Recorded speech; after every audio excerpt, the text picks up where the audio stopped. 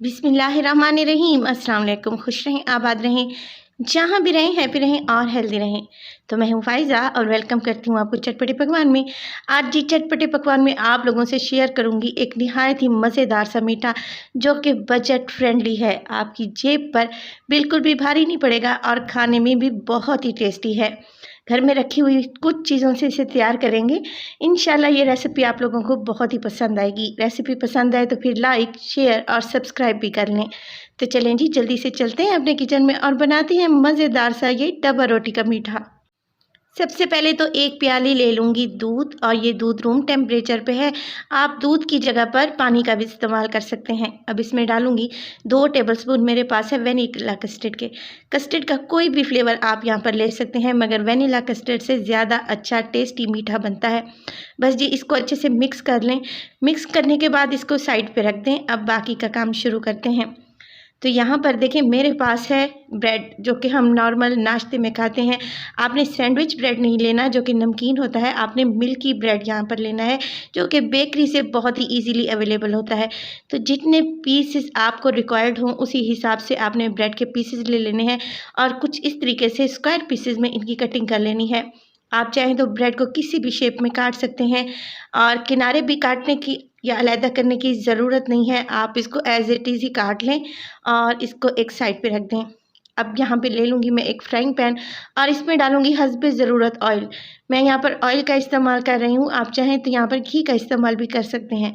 हल्का सा घी या ऑयल गर्म होगा तो इसमें डाल देंगे ब्रेड के स्लाइसेस।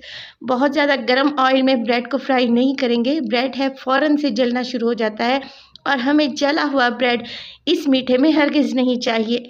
बस जी आपने क्या करना है, इसको वक्तन फ़वक्तन देखें इस तरीके से इसकी साइड को चेंज करते रहना है ताकि ब्रेड इवनली कुक हो जाए और चारों तरफ से इसका प्यारा सा गोल्डन सा कलर आ जाए।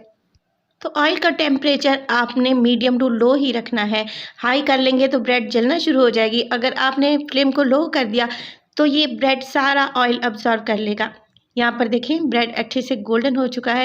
तो ब्रेड के पीसेस को यहाँ पर निकाल लेंगे। आपको यहाँ पर फ़िक्रमंद होने की ज़रूरत नहीं है क्योंकि ब्रेड के पीसेस यहाँ पर सिर्फ गोल्डन हुए हैं, इनमें ऑयल बिल्कुल भी नहीं होगा और ये ऑयली नहीं बनेंगे इंशाल्लाह।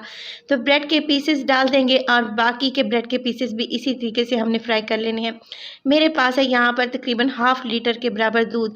दूध में डालूँगी आधा कप चीनी। चीनी आप अपने हिसाब से कम या ज़्यादा कर लें। 3 से 4 दाने हैं छोटी इलायची के, इनका मुँह खोल के डाल देंगे ताकि अच्छा सा फ्लेवर आए। दूध में एक बॉयल आने देंगे। जैसे ही दूध में बॉयल आने लगेगा, मेरे पास यहाँ पर कुछ ड्राई फ्रूट्स हैं जिनको बारीक बारीक सा मैंने काट लिया है। ये ऑप्शनल हैं, अगर आप इस्तेमाल करेंगे तो अच्छा फ्लेवर आएगा, अदरवाइज़ आप इनको स्किप भी कर सकते हैं। तो तकरीबन 2 टेबलस्पून मैंने ड्राई फ्रूट्स इस स्टेज पर डाल दिए हैं ताकि दूध में अच्छा सा फ्लेवर आए और बाकी के कुछ बचा कर रख लिए हैं।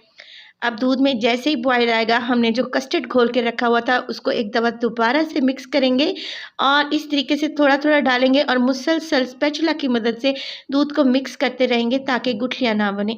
तो यहाँ पे देखें अच्छा सा कस्टर्ड तैयार कर लेना है हमने, मगर कस्टर्ड की कंसिस्टेंसी थिक नहीं होनी चाहिए, बिल्कुल पतला सा हमें कस्टर्ड चाहिए। इसीलिए सिर्फ 2 टेबलस्पून ही मैंने कस्टर्ड पाउडर ऐड किया था। सिर्फ दूध में कस्टर्ड का फ्लेवर आना चाहिए, इसको थिक बिल्कुल भी नहीं करना। 3 से 4 मिनट के लिए मज़ीद पकाएंगे ताकि कस्टर्ड का कच्चापन चला जाए और फ्लेम को ऑफ़ कर देंगे। हमारा कस्टर्ड यहाँ पर एकदम तैयार है। तो चलिए नेक्स्ट स्टेप की तरफ चलते हैं। अब यहाँ पे ले ली है मैंने एक सर्विंग डिश। आप किसी भी किस्म की सर्विंग डिश ले सकते हैं और गरम-गरम कस्टर्ड को ही मैं सर्विंग डिश में पोर कर दूँगी। तो रेसिपी बहुत ही आसान है, आप लोगों ने ज़रूर ट्राई करना है, इंशाल्लाह आप लोगों को ये बेहद पसंद आएगी। कस्टर्ड डाल दिया है, अब इसमें डालूँगी ब्रेड के स्लाइसेस जो कि मैंने यहाँ पे फ्राई करके रखे हुए थे। तो ये खाने में बेहद टेस्टी लगते हैं, हल्के से ये सॉफ्ट रह जाते हैं और हल्की सी जब हम इनकी बाइट लेते हैं तो ये क्रंची फ़ील होते हैं जो कि यकीन करें इतने मज़े के लगते हैं। आपने एक दफ़ा ज़रूर ट्राई करना है। यहाँ पर ब्रेड के पीसेस लगा दूँगी और चम्मच की मदद से हल्का-हल्का से इन्हें डिप कर दूँगी ताकि ये सारा कस्टर्ड अब्ज़ॉर्ब कर लें। अब जो पिस्ते बादाम मैंने बचा के रखे हुए थे ऊपर गार्निशिंग के तौर पर लगा देंगे। आप इसे ठंडा खाएँ या फिर गरम सर्व करें, दोनों तरीक़ों से ये बहुत ही टेस्टी लगता है। रेसिपी को ज़रूर ट्राई कीजिएगा, इंशाल्लाह आप लोगों को बहुत ही पसंद आएगी। रेसिपी अगर आप लोगों को अच्छी लगे तो प्लीज़ लाइक कर दें, चटपटे पकवान को सब्सक्राइब भी कर लें और अपने फैमिली और फ्रेंड्स में भी शेयर किया करें। तो अपना बहुत सारा ख्याल रखिएगा। फ़ाइज़ा को भी अपनी दुआओं में याद रखिएगा। मुझे दीजिए इजाज़त। टिल देन अल्लाह निगहबान।